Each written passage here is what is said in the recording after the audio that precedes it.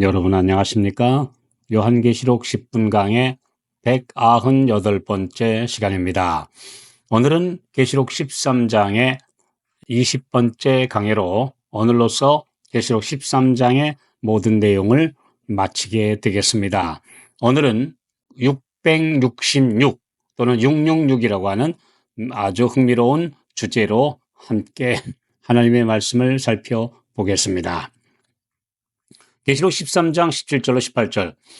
이 표는 곧 짐승의 이름이나 그 이름의 수라. 지혜가 여기 있으니 총명 있는 자는 그 짐승의 수를 세어보라. 그 수는 사람의 수니 666이니라. 오랜 세월 동안 수많은 자칭 타칭으로 계시록의 예언을 연구하고 깨달았다는 사람들이 666의 비밀을 알아냈다며 공개한 것들을 보면 가장 대표적인 것들이 바코드와 스마트 카드를 비롯해 몇 해 전까지는 생체에 반도체를 심는다는 베리칩이 짐승의 표 666이라고 주장한 데 이어 코로나 팬데믹 상황에서는 예방 백신이라고 주장하는 등 온갖 주장으로 유튜브를 도배했습니다. 그리고 앞으로 또다시 무슨 주장을 할지 모르지만 이런 주장들은 성경의 해석 원칙과 거리가 먼 내용들입니다. 이런 해석에서 흔히 볼 수 있는 것은 계시록의 예언을 전체적인 그림으로 보지 못하고 또 짐승의 정체와 그 활동에 대한 예언에 대해 확실한 해석과 역사적 적용을 하지 못한 채 짐승의 표에 대해서만 막연한 추측으로 사람들을 선동하는 주장을 하고 있다는 것을 알게 됩니다. 이미 5세기 전부터 마르틴 루터를 비롯한 종교개혁자들은 다니엘 7장의 작은 뿔, 적 그리스도와 계시록 13장의 짐승이 같은 존재로 로마 교황권을 가리킨다고 해석했습니다. 이러한 사실은 이후 교황권의 몰락과 20세기의 부활을 목도하면서 너무도 확실하게 예언대로 성취되었음을 알게 되었습니다. 계속 살펴본 대로 오늘날은 이 짐승의 우상이 형성되고 있고 머지않아 세워질 것임을 볼 수 있는 시대입니다. 교황권을 중심으로 종교 통합 운동이 거의 이루어진 시대이기 때문입니다.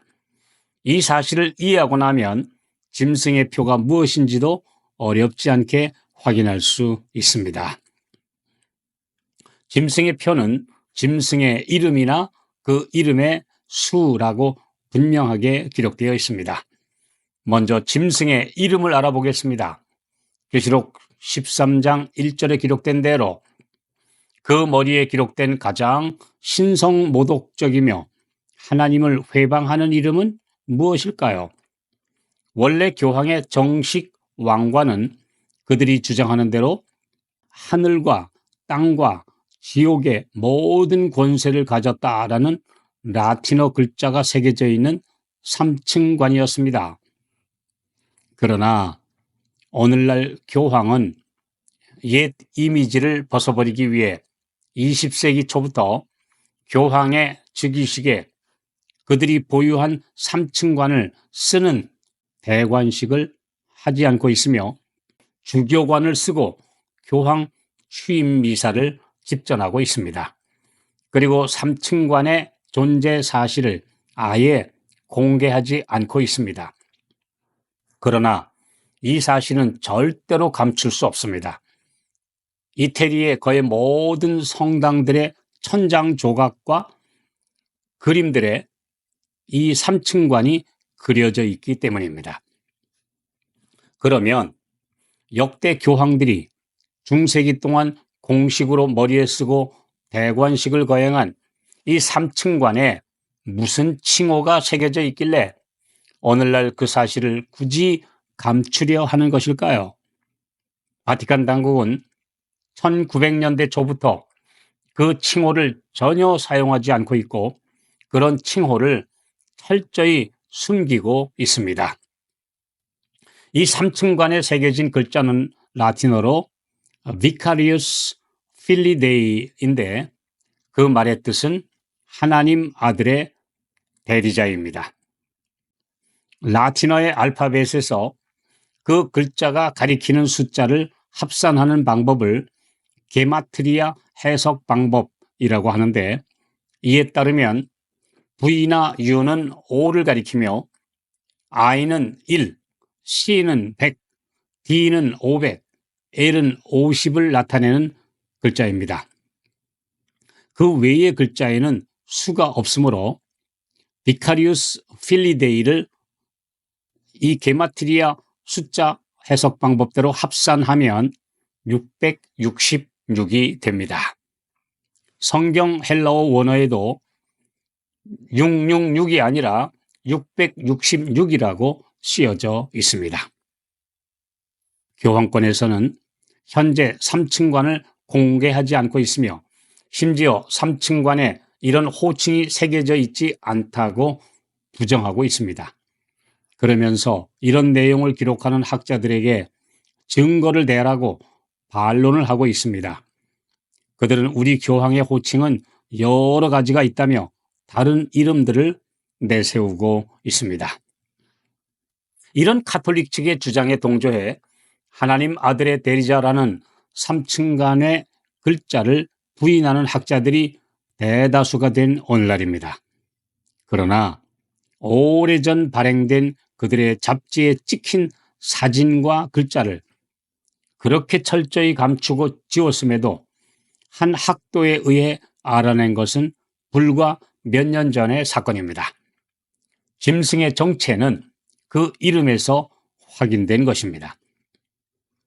666이 교황권을 상징하는 이름이라는 것을 확인하면서 그 의미를 살펴보면 666에는 하나님께서 이 땅에 완전수로 계시하신 777과 반대되는 개념이 들어 있습니다. 바벨론의 숫자는 6 그리고 60이 기본이었으며 동양에서까지 인생의 주기를 계산하는데 60을 1갑이라는 기본 단위로 그래서 60세가 되면 다시 회갑, 환갑이라는 단어가 다시 돌아온 인생의 주기라는 의미입니다. 오늘날 시간과 분에 사용되는 60이라는 단위는 오로지 바벨론에서 기원이 된 것입니다. 어떻게 1시간이 60분, 1분이 60초가 되었을까? 거슬러 올라가 보면 오로지 바벨론에서 밖에는 찾아볼 수 없는 시작입니다.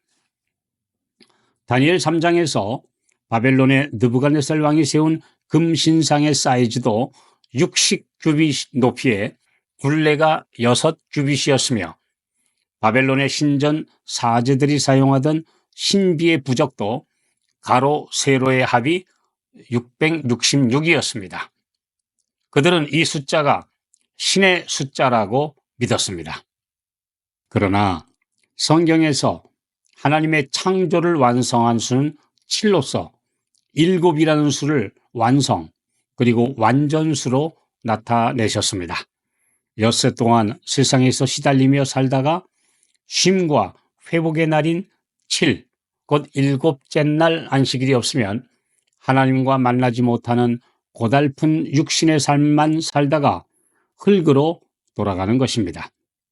이뿐 아니라 이스라엘에게 주신 제도를 보면 6년 동안 일한 후 제7년은 안식년이었으며 이 안식년을 또 면제년이라고도 불렀는데 그 의미는 내던지다 라는 뜻으로 사람들에게 빌려주고 빌려 쓴 모든 부채와 서로 상처를 주고받은 마음의 짐마저 다 던져버리는 홀가분한 해방의 날이었습니다.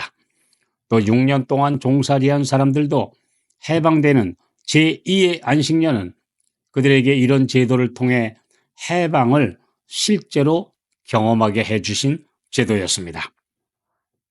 그리고 7 안식년 후에 오는 50년째 해인 희년은 완전 회복의 해로서 사정상 남에게 넘어간 모든 땅과 집까지 무상으로 되찾는 완전 회복의 해였습니다. 기쁨의 해라고 말하는 희년은 복된 지구 회복 천년기의 축소판이었습니다. 이 지구 역사, 성경 역사의 6천년 후에 오는 복천년, 이 천년기가 바로 이런 의미를 담고 있습니다. 이처럼 안식일, 안식년, 그리고 희년으로 이어지는 777은 복음의 완성을 가리키는 모형이었습니다. 불완전의 수 666은 이런 안식과 회복이 없는 인생을 상징하고 있습니다. 사람들로 666에서 벗어나 777, 즉 하나님의 영원한 안식에 들어가게 하는 것이 참된 복음입니다.